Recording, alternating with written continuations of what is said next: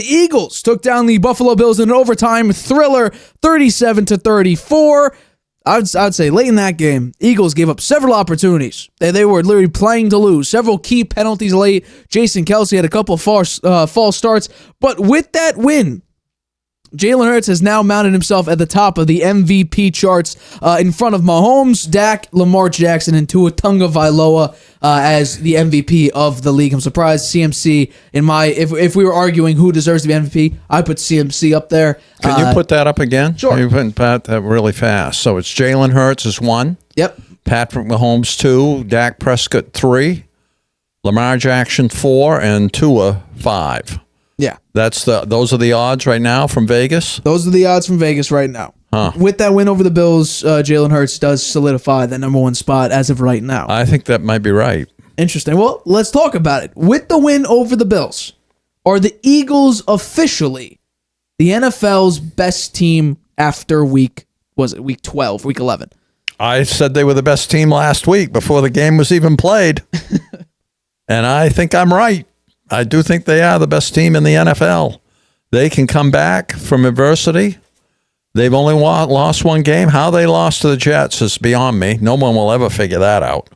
But look at some of the games they've won. And coming from behind and games where they weren't playing their best football, they managed to win. And that's what it's all about, winning those games. And they beat Buffalo with that the 59-yard field goal there was a pretty impressive feat by Elliott.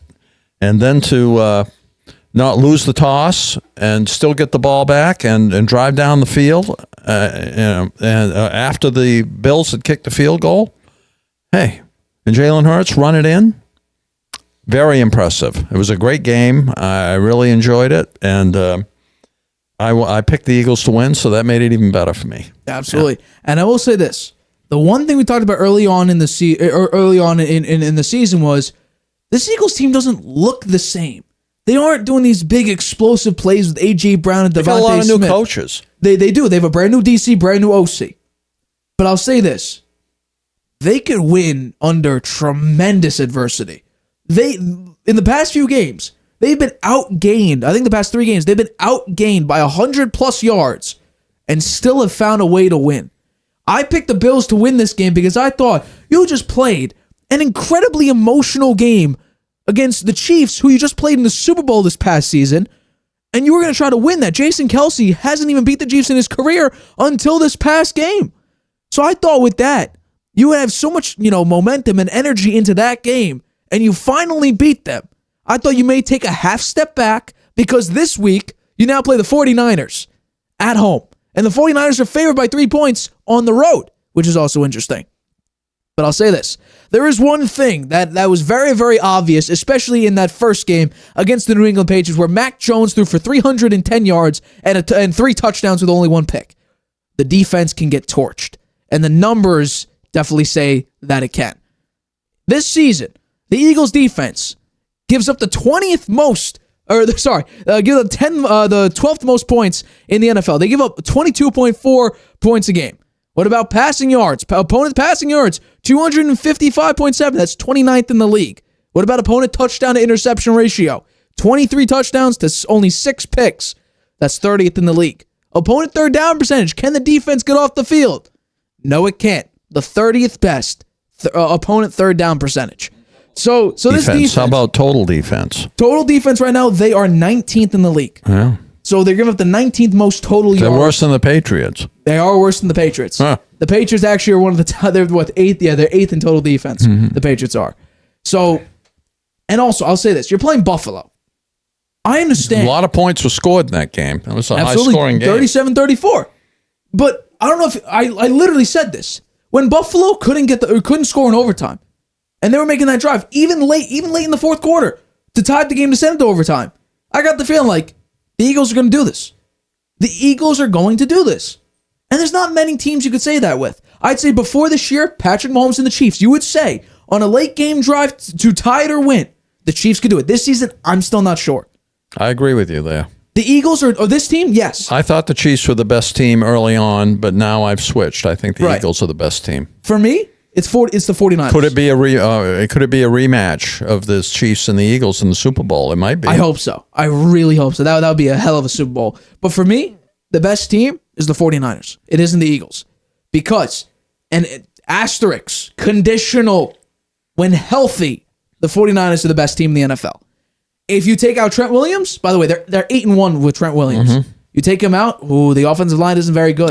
You know what? Debo's out, the offense looks lost. I tend to agree with you, but I would say that the Eagles, if you look at who's the best team that faces adversity and still comes through, the Eagles are better than the 49ers because the 49ers can't win without all their pieces. That is true. Right? That is true. And the defense isn't as good, but Jalen Hurts in this offense, every game you're playing through the trenches here. You are battling it out.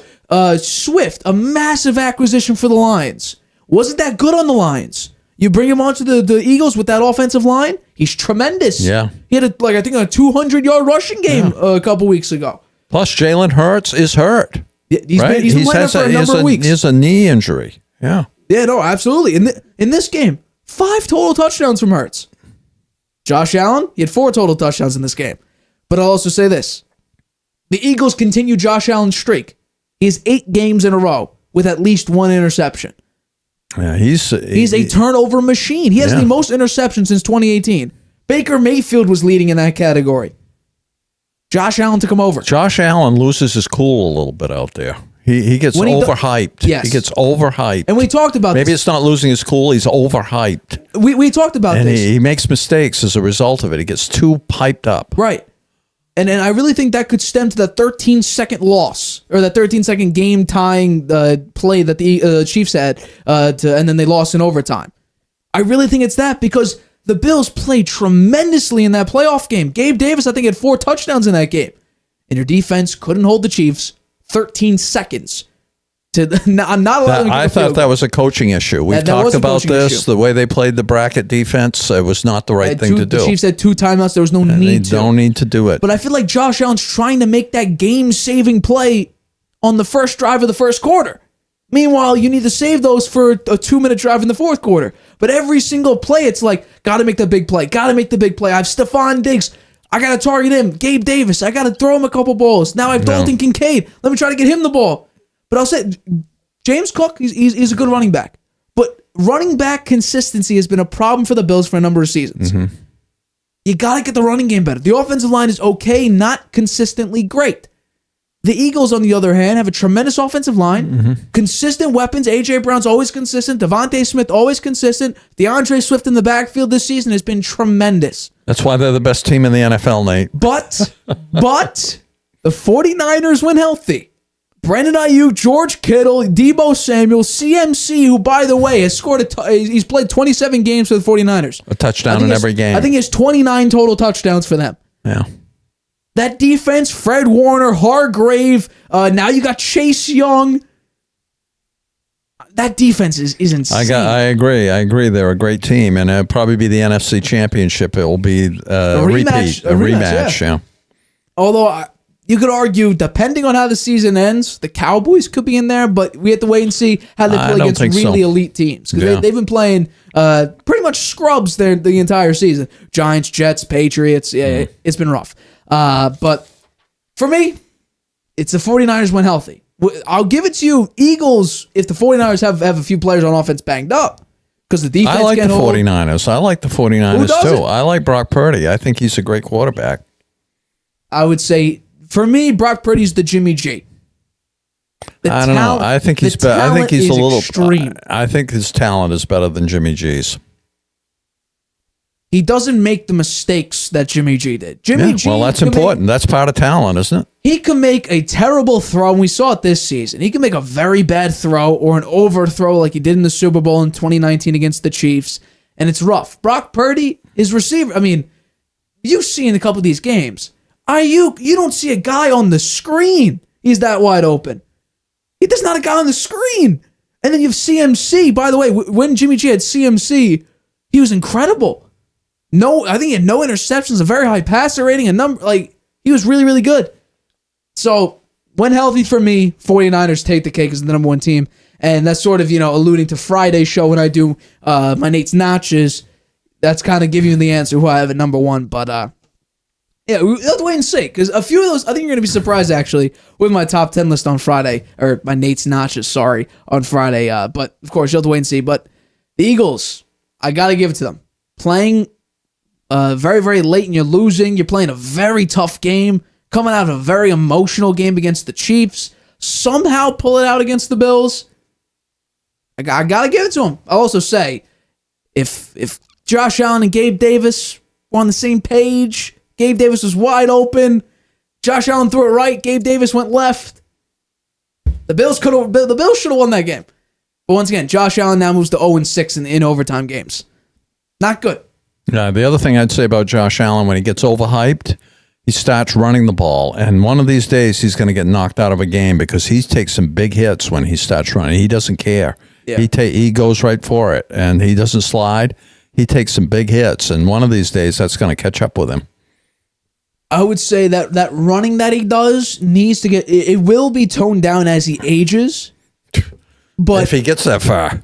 Well, I mean, the dude is built like a tank. I think he's 255, 6'4", 6'5". I mean, the dude's huge. He's a talent, that's for sure. He's got to get it in his head. He's got to get it right in his head. Right.